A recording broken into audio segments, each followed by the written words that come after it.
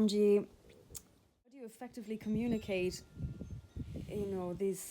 that you have to move on when you can't mind read anymore?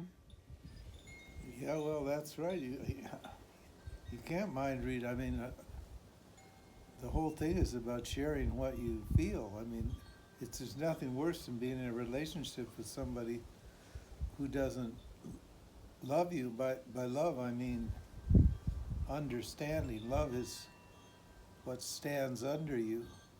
It's the foundation. It's your nature. The nature of everything is love. And so, you need to have that basis for communication. But if a person doesn't understand that their nature is love, that they're just full of desires for a relationship, and they think they're going to get to love but through a relationship, well, there's no basis for communication. So you have to ask them some questions, and inquire into them and say, and explain this to them, that it only works when I know where you're speaking from, and you feel that I'm speaking from my core self, from my basic self. Then there are no secrets. Because the problem is, when you have desire, you're always worried about the results, and so you don't always say the truth. You hedge it, you fudge it, you agree to things that make it look like you're, really ready for a deep and intimate relationship, but you're actually not. Because when the rubber hits the road in a relationship, and there's always conflict, then you clam up and you can't say anything, or you break off and you run off somewhere else looking for a relationship with somebody else.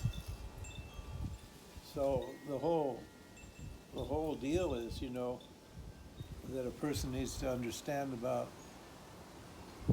love.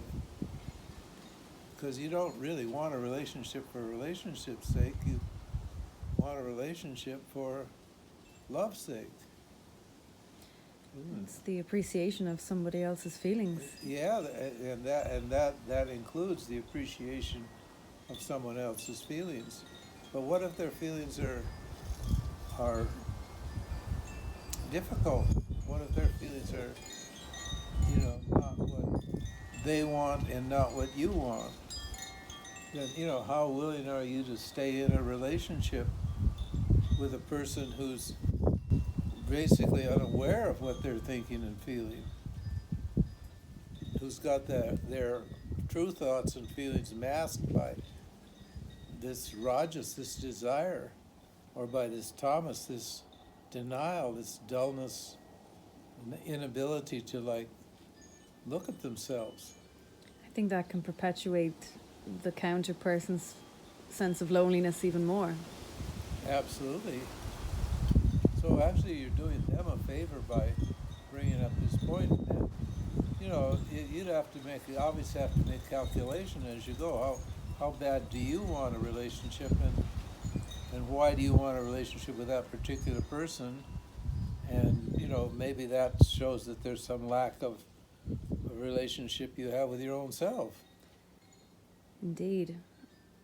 And as you say, never fall in love with potential.